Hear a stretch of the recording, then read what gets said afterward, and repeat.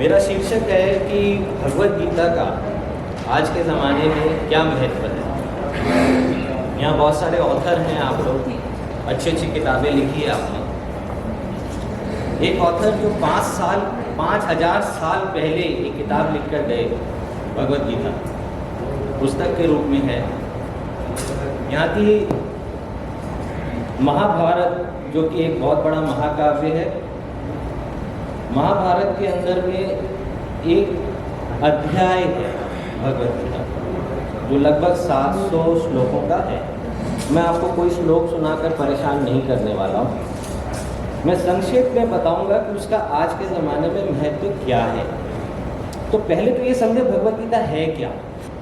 तो पहली बात तो ये है कि ये धार्मिक ग्रंथ नहीं है, यानी कि अब अगर ये धार्मिक ग्रंथ नहीं है तो मैंने आपकी बिलीफ में से कोई चीज़ को छीन लिया, क्योंकि बहुत लोग मानते थे कि ये धार्मिक ग्रंथ है। So if I have taken away something from you, I must give you back something in replacement for it, right. तो अब ये क्या है इस पर मैं बताता हूँ। देखिए, अगर हमारे को कोई 100 का टेम्परेचर आ जाए तो हम कहते हैं तबीयत खराब है, लेकिन हमारे मानसिक वेदना इतनी होती है उसको हम गिनते नहीं है कि वो कोई तकलीफ है। बहुत लोग उदास बैठे होते हैं, परेशान होते हैं, अंदर से टूटे हुए होते हैं। हमें पता नहीं होता हम किसके पास जाएं, डॉक्टर के पास जाएं, काउंसलर के पास जाएं, थेरेपिस्ट के पास जाएं, किसी दोस्त के पास जाएं, किसी रिश्तेदार के पास जाएं। देयर इज नो क्यूर, ऐसा लगता है कि नहीं है? मानते हैं आप इस बात को? तो मानसिक संवेदना जो जहाँ से ये शुरू होता है कि एक योद्धा जो लीड कर रहा है वॉर को, वो जाकर बैटलफील्ड में कहता है मुझसे नहीं होगा, छोड़कर बैठ गया। कितनी बार हम सबके साथ ये होता है, मुझसे नहीं होगा, होता है ना। आप जो मानते हैं, कभी ऐसा आपके साथ हुआ है तो प्लीज हाथ उठाएं। बहुत लोग, आप सब ऑनेस्ट हैं जो हाथ उठा रहे हैं, जो नहीं उठा रहे हैं वो क्यों नहीं उठा रहे हैं, लेकिन सबके साथ ये मौका आता है, एक मानसिक संवेदना होती है, नहीं मुझसे नहीं होगा, मैं नहीं कर पाऊंगा। तो पहली बात तो भगवद गीता ये प्रेरणा देता है कि जिस समय हमें लगे कि मुझसे नहीं होगा, आप अगर उसको ध्यान से पढ़ें, देखें, समझें, तो आपको पता लगेगा कैसे होगा। ठीक है, कई तरीके से समझाया गया उसमें, एक ही तरीका नहीं है कि डू दिस, ऐसा कोई प्रिस्क्रिप्शन नहीं है, ऐसा कोई फॉर्मूला नहीं है कि ये करो तो ये हो जाएगा। जैसे महावीर, बुद्ध, गुरु नानक, तो क्या ये इन्होंने क्या इसलिए किया था कि मैं एक रिलीजन शुरू करूंगा, मेरा एक इंस्टीट्यूशन है? ये तो ह्यूमन नेचर है। एक भवन होना चाहिए, एक झंडा होना चाहिए, 4 लोग बैठे होने चाहिए, मेरी बात सुनने वाले होने चाहिए। यहां से धर्म शुरू होता है, महत्वाकांक्षा से धर्म शुरू होता है ना।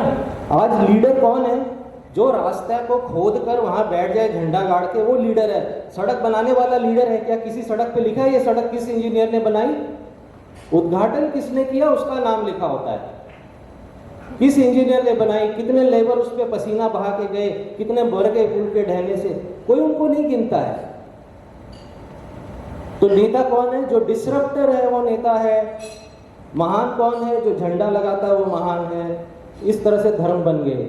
अदरवाइज ये सेम फिलोसॉफीज चल रही हैं जो महावीर ने, गौतम बुद्ध ने, गुरु नानक ने, सब ने सेम फिलोसॉफीज को आगे आगे आगे शेयर किया। गौतम बुद्ध शायद अपने ज़माने से कुछ ज़्यादा ही पहले आ गए थे। आज इतने सारे बिहेवियरल साइंटिस्ट, इन पे भी मैं बोलूँगा ये बिहेवियरल साइंटिस्ट कौन है, कैसे हैं और ये क्या बोलते हैं। गौतम बुद्ध ने क्या बोला? We are only a bundle of desires. हम आसक्तियों का एक भंडार है और कुछ नहीं है, हमारी कुछ नहीं है, कोई खोज नहीं है। कोई जिंदगी भर उन्होंने खोजा, इधर से उधर भटके, अपने आप को सुखा लिया। एक स्थिति ये आ गई कि वो उठ नहीं पा रहे थे, और जब वो मेडिटेशन में बैठे, लोग सामने बैठे हुए वेट कर रहे हैं कब आँख खोलेंगे, कुछ बोलेंगे, तो आँख खोल के बोले कुछ खाते हैं। लोग परेशान हो गए, आधे तो उठ के चले गए। कुछ खाते हैं? इतनी देर तक बैठे हम कि आप कुछ ज्ञान की बात करेंगे, आप कह रहे हैं कुछ खाते हैं। वो कहते हैं कुछ नहीं है, मैं बेकार में खोज रहा हूँ, ये खोज कुछ है ही नहीं है। किसके लिए खोज रहा हूँ? मैं कौन हूँ? मैं कोई नहीं हूँ। I am a bundle of desires. जैसे जैसे मैं अपने एक एक डिजायर से मुक्त होता जाऊंगा, मैं समाप्त, मेरा मैं समाप्त। मतलब इतनी सी बात को कहने के लिए उन्होंने अपने लाइफ टाइम के रिसर्च को लगाया। आज इस बात को लोग कहते हैं इतनी सहजता से, यू नो, क्योंकि हम अपने इर्द गिर्द, आप सर, आपकी नज़रों से दुनिया अलग दिखेगी, आपकी नज़रों से दुनिया अलग दिखेगी, मेरी नज़रों से दुनिया अलग दिखेगी। क्यों? क्योंकि हम सबका अपना एक मैं है जिसके इर्द गिर्द हम इस दुनिया को देखते हैं। तो जैसे ही आपकी आसक्तियां खत्म होती जाएंगी, सब कुछ खत्म है, कुछ नहीं बचा उसके बाद। तो ये है इसमें जो बार बार श्री कृष्ण कहते हैं अर्जुन से कि इच्छाओं को त्याग दो, आसक्तियों को त्याग दो। वो ये नहीं कह रहे कि आप इच्छाओं को त्याग के सन्यासी बन जाओ, वो ये कह रहे हैं अपनी आसक्तियों को छोड़ दो। The attachment. बहुत सारे बड़े बड़े बुजुर्गों को आप देखेंगे, पूरा घर भरा पड़ा है, पूरा परिवार भरा पड़ा है, लेकिन किसने मुझे क्या ला के गिफ्ट दे दिया कि नहीं दे दिया, ध्यान उसमें अटका हुआ है। क्या हो जाएगा? आज एक 90 साल के बाबा जी बैठे हैं, कोई आके उनके सामने कोई अच्छी सी गिफ्ट रख के चले जाए, कल बाबा जी चले गए यहाँ से, वो गिफ्ट कौन लेके जाएगा?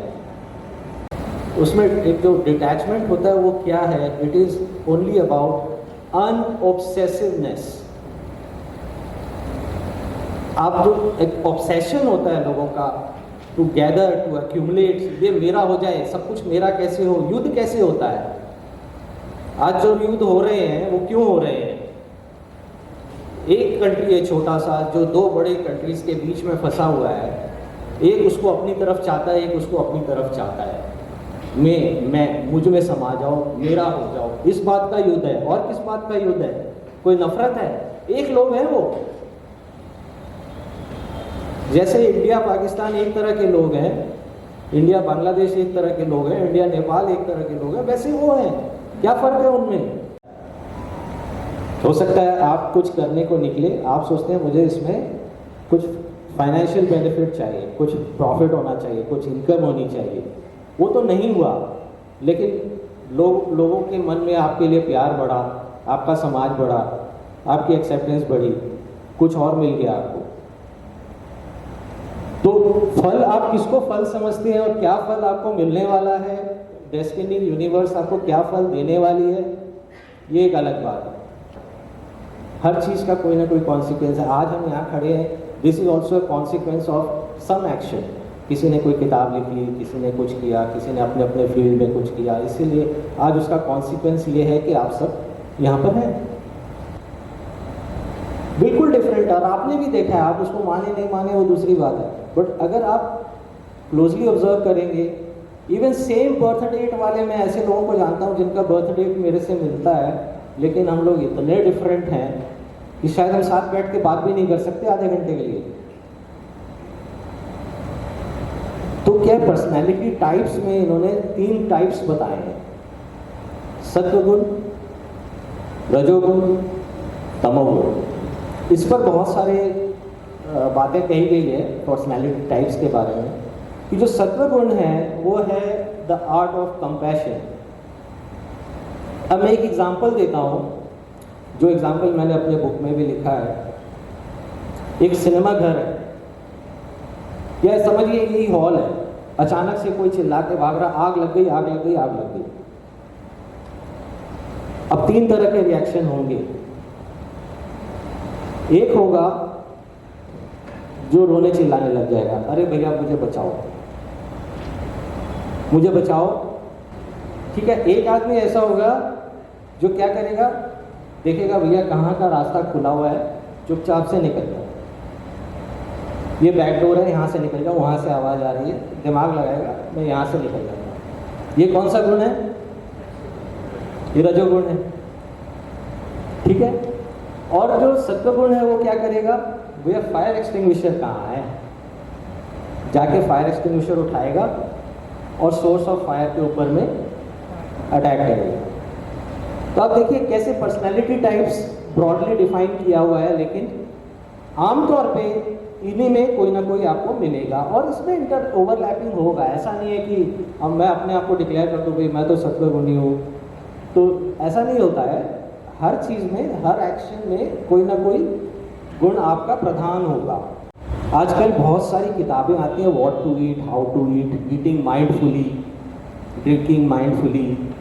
आप पढ़ते होंगे ऐसी किताबें। माइंडफुलनेस, कोई बोलता है इसको च्यू 20 टाइम्स, कोई बोलेगा इसको च्यू 40 टाइम्स।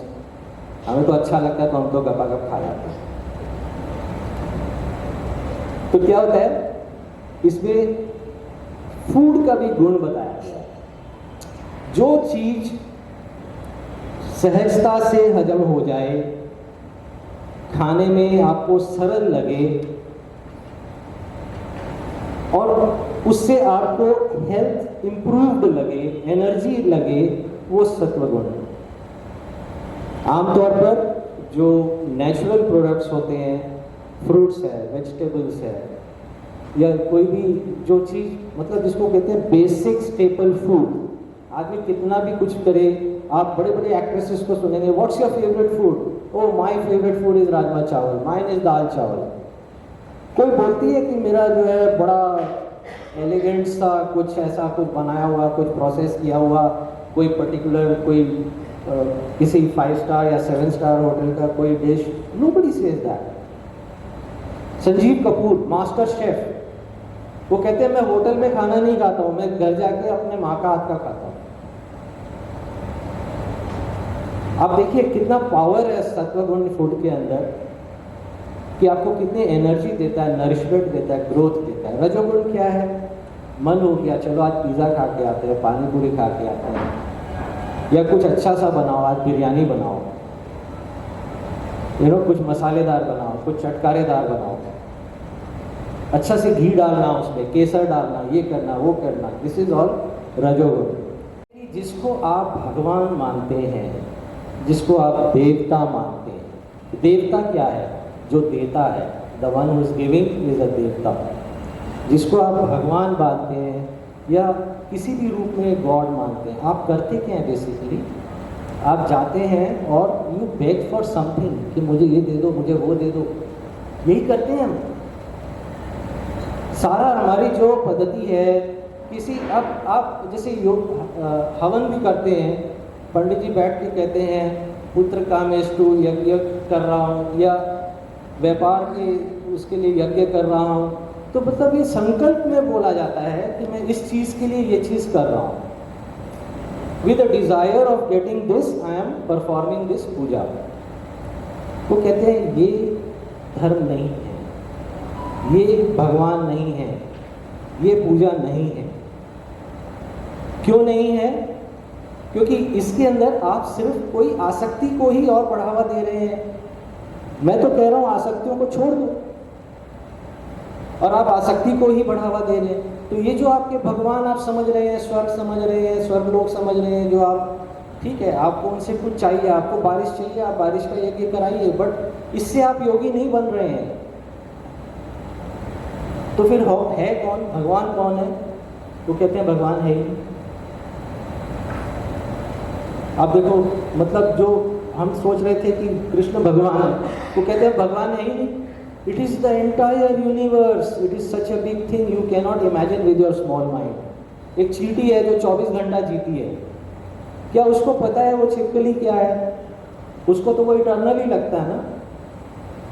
उसके जनरेशन आफ्टर जनरेशन पैदा हुए, वो छिपकली उसको चाट गई।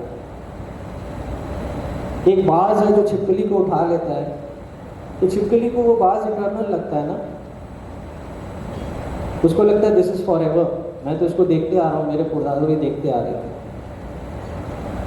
इसी तरह से हर प्राणी की लिमिटेड लाइफ स्पैन है, और वो अपने से ज़्यादा बड़े प्राणी को देख के सुपर ऑ में आ जाता है कि ओ ये तो मुझसे बड़ी चीज़ है, ये तो बहुत बड़ी चीज़ है, मैं शायद ये भगवान है।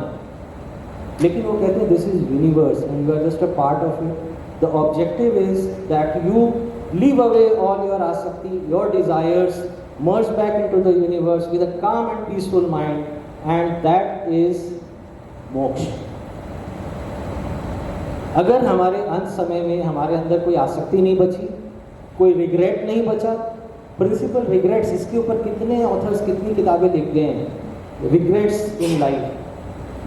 किसी को भी आप डेथ बेड पे पूछो, भाई कुछ मन में कोई दुख रह गया, कुछ बाकी रह गया, हर कोई कहेगा शायद मैं थोड़ा फैमिली को ज़्यादा टाइम दे पाता, मैं जॉब में ही रह गया, शायद मैं अपने दोस्तों के साथ बैठ पाता, शायद मैं ये कर पाता, शायद मैं वो कर पाता। हर एक के अंदर एक अनफुलफिल्ड डिज़ायर बच गई। तो इसमें क्या हो रहा है, आपको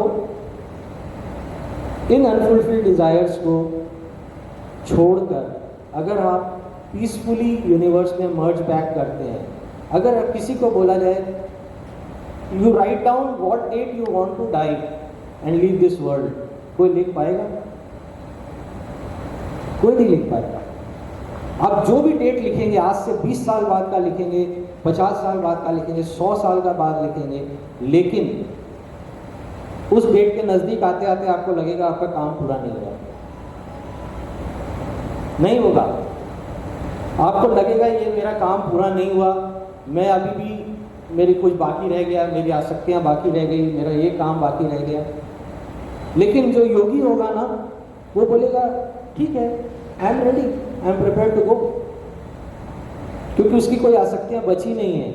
ही is living a fulfilled life every day. उसको लग रहा है कि ये जो जीवन है ना, हर पल एक स्वर्ग है। जो स्वर्ग जाने की इच्छा रखते हैं, जिसको बोलते हैं वहाँ हेवन है, या वहाँ पे आपको ये मिलेगा, वो मिलेगा, एंजल्स मिलेगी, 72 हूर मिलेगी, या वहाँ आपको अप्सराएं मिलेगी। और जब पता है आदमी जब जाएगा ना, कोई पूछेगा हाउ वाज हेवन, अगर कोई पूछेगा आपको how was heaven, you lived there for 80 years, I heard you have lived there for 90 years, how was your experience in heaven, फिर आप सोचो आप क्या जवाब देंगे। तो अपने जीवन को हेवन बना लीजिए कि हर पल इतना इतना आनंदमय बीते, इतना सुखमय बीते कि यही हेवन लगे। इसी के साथ मैं आपका ज़्यादा समय ना लेते हुए धन्यवाद कहता हूँ, आपने मुझे मौका दिया आपसे बात करने के लिए, बड़ा अच्छा लगा, आप सबने बड़े ध्यान से सुना और इंटरेक्ट किया। थैंक यू, नमस्ते। Very nice, sharing. I was wondering when you were talking about tamas and तीन जो आपने बताई personality type, rajas and what was the sattva. So in case, and the example that you gave, and I was asking Jyoti this question, that what if the fire extinguisher is not there with the person? Then does he go back to being a tamas or a, so what does he do? What's the next step? आपको पता होगा ना fire fighting के कितने तरीके होते हैं, blanket, sand, water, किस टाइप का फायर है। नहीं, वो तो फिर वो वैसा सिचुएशन अगर वो सारी चीजें हो तो obviously a lot of people will turn to that. देखिए क्या होता है, कहीं भी कुछ होता है ना तो लोग वहाँ पर भीड़ मचा के तमाशा देखते हैं। एटलीस्ट शायद तमाशा देखने वाले को तो हटा सकते हैं ना। गैलेंट्री अवार्ड मिलते हैं, हाथी पे बैठा के उनको इनाम दिए जाते हैं। तो क्या वो कोई बहुत बड़ा सीकर है? वो 10 साल का बच्चा है, वो उसको खुद का नहीं पता है, लेकिन वो कूद गया बचाने के लिए अपने दोस्त को और उसको गैलेंट्री अवार्ड मिल गया। ये होता है सत्वगुण। Where you lead to protect and safeguard others, to help others, ये है सत्वगुण। Only thing I wanted to know that this Atman, okay, is Nirgun Nirakar. But when we say Atman is Nirgun Nirakar, then what is this Rajas, Sattva and this? ये आत्मा की quality है। Atma की quality. But Yes. if Atman is Nirgun Nirakar, then how Atma can have her qualities? Quality केवल physical नहीं होती है, quality spiritual भी होती है। अब आपको मैं बताता हूँ कि नश्वर क्या है, शाश्वत क्या है। इवन द सन, इसके लिए भी बोला गया है कि it will one day it will explode और maybe it will implode, कुछ भी होगा। तो उनका कहना ये है कि कुछ भी मटेरियल है, कुछ भी फिजिकल फॉर्म में है, ये शाश्वत नहीं है। जो यूनिवर्सल एनर्जी है, जो कि इस चीज़ का कोर है, उसको आप चाहे न्यूक्लियस समझते हैं, चाहे आप उसको एक एक्सिस समझते हैं अक्रॉस द यूनिवर्स, एक कोर एनर्जी का सोर्स है और बाकी सब लिविंग बीइंग उस एनर्जी का पार्ट है। आज आप देखो, हम कहते हैं कि रावण ने तपस्या की और शिव ने उसको वरदान दिया। शिव को पता है वो एक राक्षस है, वो उसकी तमोगुण प्रधान है, लेकिन उसको वरदान दिया ये कि नोबडी इज हटके कोई नहीं है, सब वही आत्मा है, सबको अधिकार है अपने आप को इम्प्रूव करने का। कुछ तो रावण ने भी कुछ ऐसा अच्छा किया होगा, ऐसी तपस्या की होगी जिससे कि शिव आके उससे मिलने आए। आम आदमी को तो नहीं मिलने आए, रावण को तो मिलने आए। Is it possible that the person who has tamas quality can Yes, be yes. shifted, you Yes, know? definitely. That is, it's like change. You can बिल्कुल। change yourself to बिल्कुल, सात्विक. बिल्कुल बिल्कुल। और And- इसके लिए आप ध्यान योग को पढ़िए। ध्यान योग में बताया So- गया है कैसे आप थ्रू अ मेडिटेटिव प्रोसेस कैसे आप अपने आप को बदल कर नेक्स्ट लेवल पे ले जा सकते हैं। आप सेल्फ एनालिसिस कर सकते हैं, मेरे में क्या क्या चीज़ों में कहाँ पर तमोगुण मैं ज़्यादा प्रधान होता हूँ और कहाँ उस तमोगुण से मैं अपने आप को ऊपर उठा सकता हूँ। ठीक है, कोई भी फोर्स वेक्टर में जाता है, अगर उसको बैलेंस में रखना है तो वो आपका अर्धनारी का कॉन्सेप्ट है। Yeah, feminine and masculine. Yes. Yeah. तो वो उसको बैलेंस को दर्शाता है सिर्फ। हाँ, लेकिन क्या है, डार्क फोर्सेस जो है ना, भगवद गीता में ये भी एक उल्लेख है। अच्छा हुआ आपने ये टॉपिक को रखा तो मुझे मौका मिला उसके बारे में बताने का। तो कहते हैं there is a illuminated world and there is a dark world and based on the karma we experience the illuminated world और the dark world and then when you have experienced the extreme, you can come back to this physical world once again and you come back into such a surrounding. आज आप सब देखिए, आप सब affluent families हैं, you were born in such a family which supported you in so many ways. और ये बार बार मौका मिलेगा, बार बार इंसान आएगा, he will be reborn and the unfinished agenda has to be finished. आप जितनी जल्दी उसको कर्म से अपने आप को निवृत्त कर सकते हैं, जितनी जल्दी आप अपनी आसक्तियों को छोड़ सकते हैं, जितनी जल्दी आप अपने एक्सटर्नल आइडेंटिटीज़ को मिटाकर रियल सेल्फ में आएंगे, उतनी जल्दी आपको मोक्ष प्राप्त हो जाएगा और आप ये इल्यूमिनेटेड वर्ल्ड और डार्क वर्ल्ड के चक्कर काटने से बच जाएंगे।